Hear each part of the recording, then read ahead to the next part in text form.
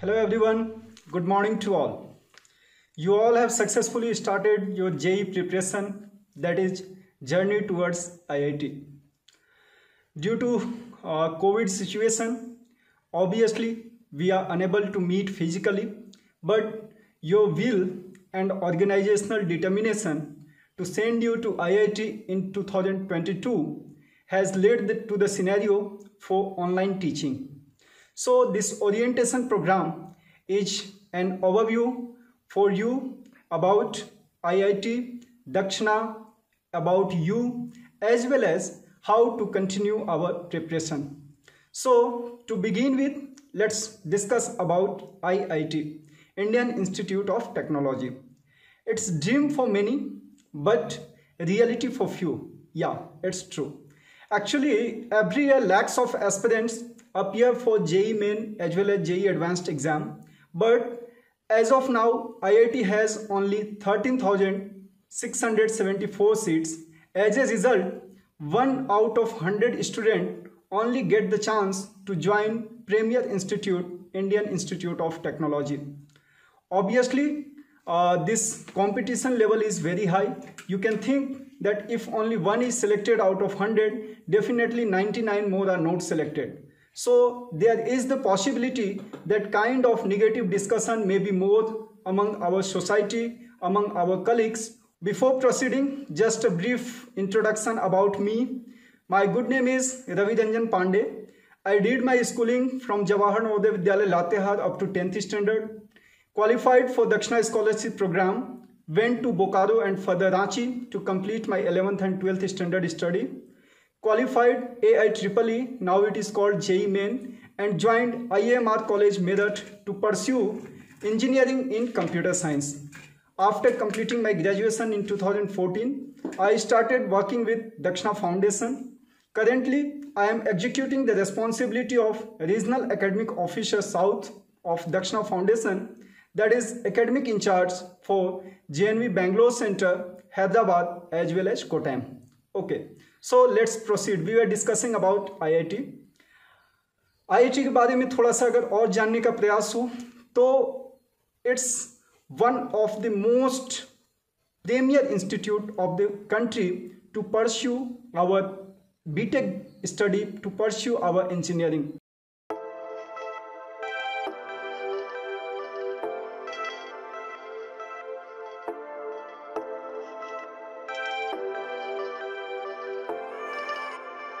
हम में से कोई भी मेंबर जो इंजीनियरिंग की पढ़ाई करना चाहता है, उसके लिए पूरे भारत में सबसे ज़्यादा प्रख्यात और सबसे ज़्यादा जो बेहतरीन जगह है वो हमारे IIT लोकेशन है। ना सिर्फ भारत में, it's world wide renowned, world wide famous. अगर और बात करी जाए तो सबसे बढ़िया जो खूबसूरती है वो ये है कि आप जब IIT कॉलेज में पहुँचोगे तो वहाँ पे आपको अपने साथ कंट्री के बेस्ट IQ स्टूडेंट्स के साथ आपको पढ़ाई करने का मौका मिलता है। एज ए रिजल्ट आपकी लर्निंग बहुत बढ़िया होती है। JEE एडवांस्ड ये वो एग्ज़ाम का नाम है जिसे क्वालिफाई करके आप IIT का पार्ट बन सकते हो।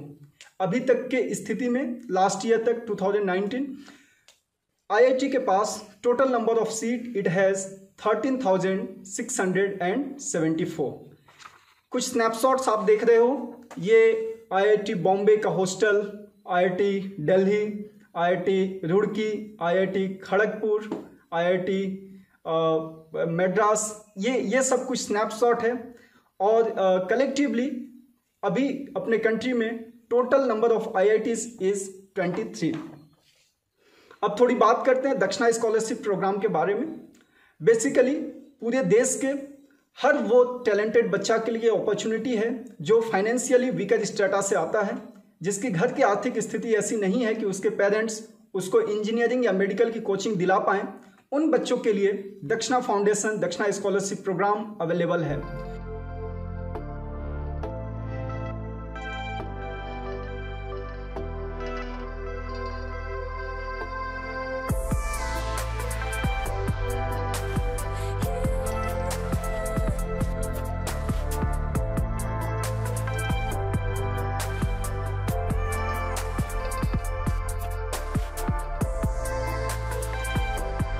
It was started in 2007 by Mohnish पावराई।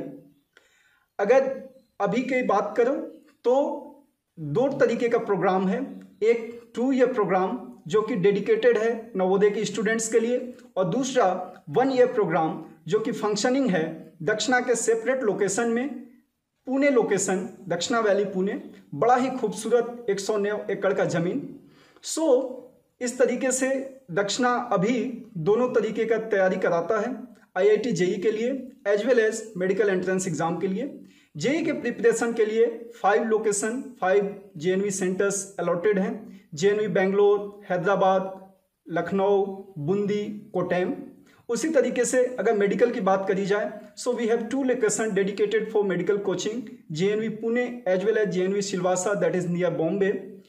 Apart from this, 1 year program functions at Dakshina Valley Pune, where you will be getting everything free of cost.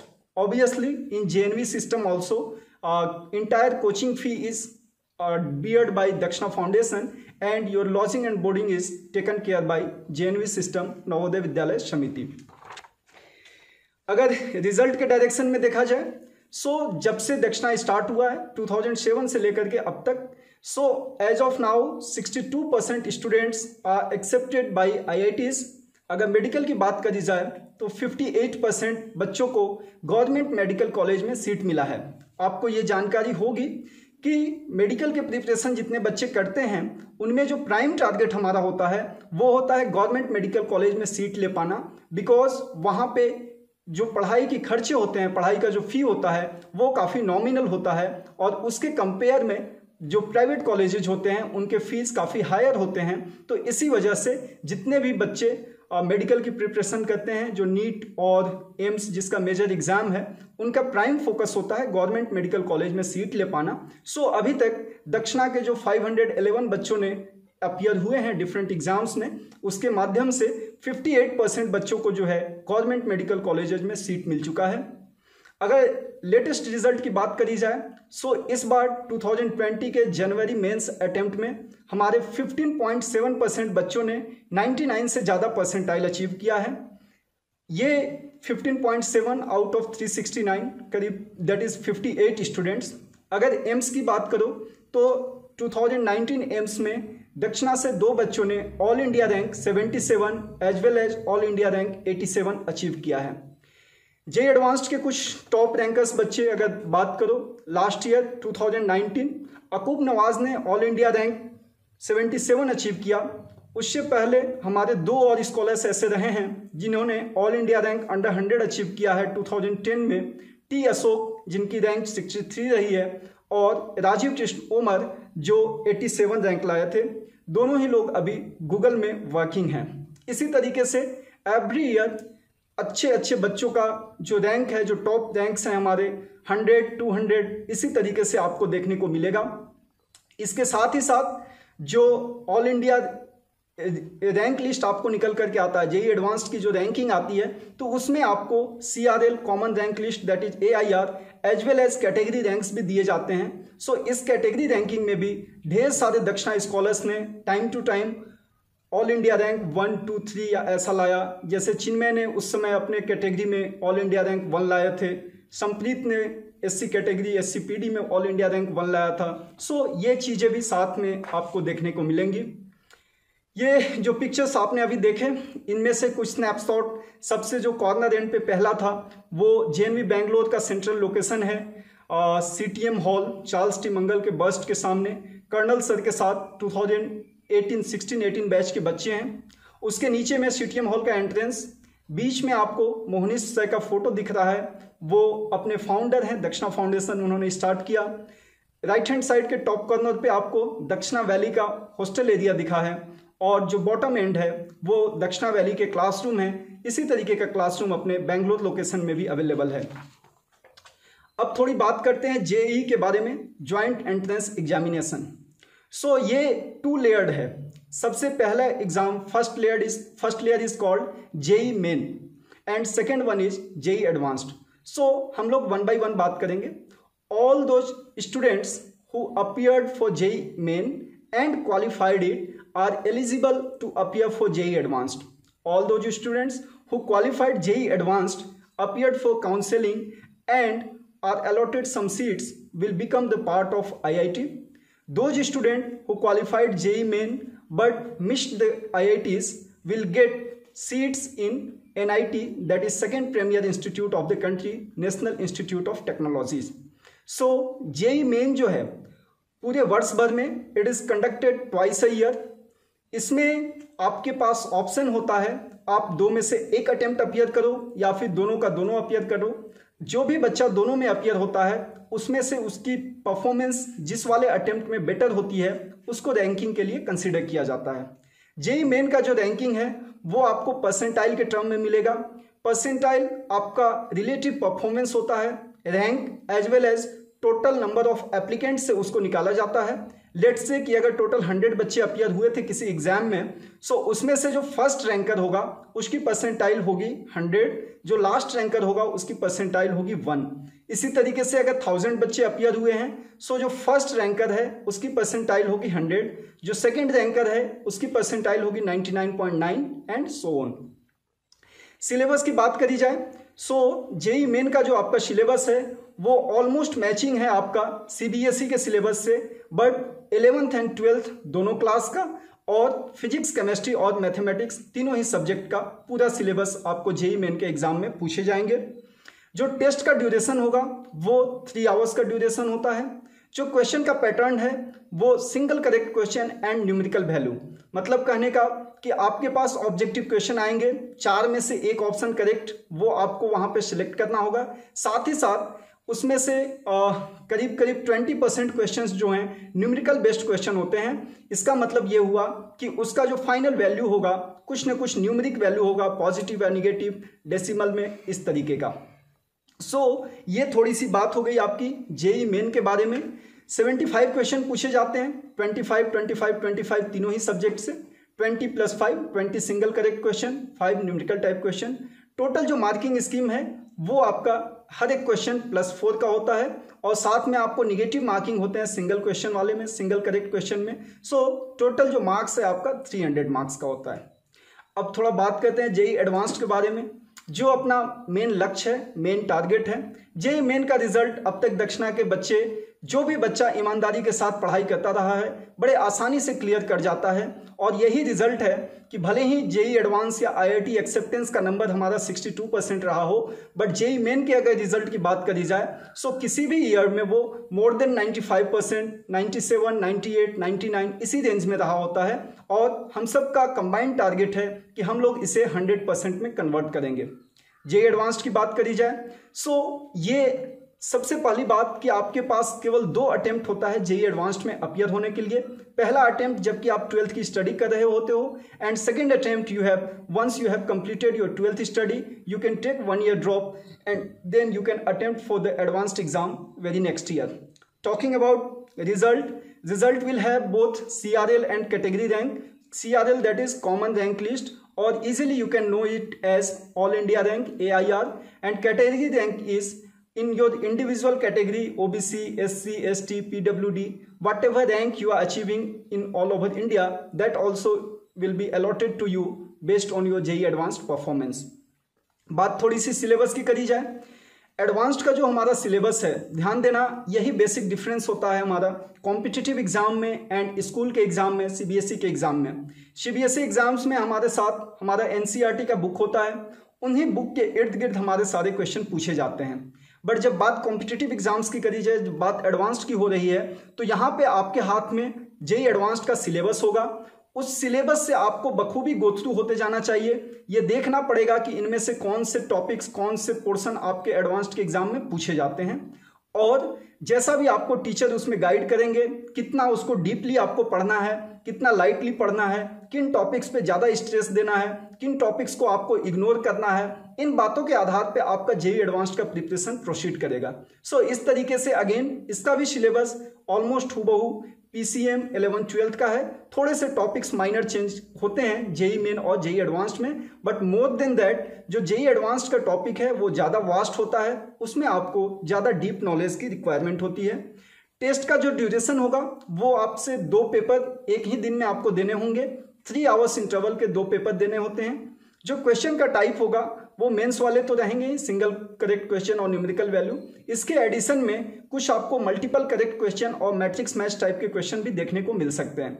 Multiple correct question वो वाले होते हैं जिसमें कि अगर एक क्वेश्चन के करस्पॉन्डिंग हमारे पास 4 ऑप्शन दिया हुआ है तो हो सकता है कि उसमें से 2 ऑप्शन सही हो, 3 ऑप्शन सही हो, चारों के चारों ऑप्शन सही हो या केवल एक ऑप्शन सही हो। सो इस टाइप के क्वेश्चंस को मल्टीपल करेक्ट बोला जाता है।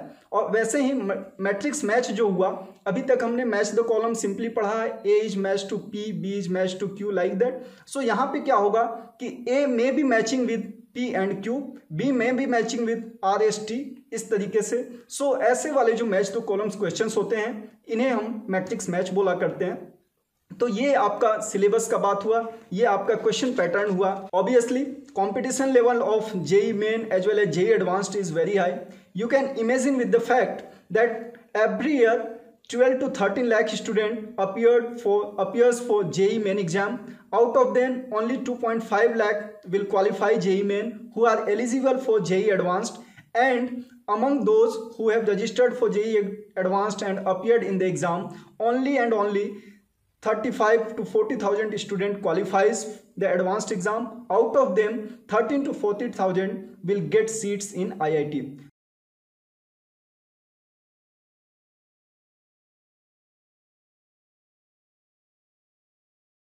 So approximately out of 13 lakh, 13,000 will become the part of IIT. So you can imagine the competition level of this examination. But this competition level is not for fearing purpose, because in next slide you can see who you are. बड़ा ही अजीब सा question है, आप कौन हो। हाँ, आपने अपने बारे में बखूबी जाना है, आपको अपना नाम पता है, पेरेंट्स का नाम पता है, आपको अपना स्कूलिंग पता है, आपको अपना एड्रेस पता है, न जाने ढेर सारी बातें आपको अपने बारे में जानकारी होगी।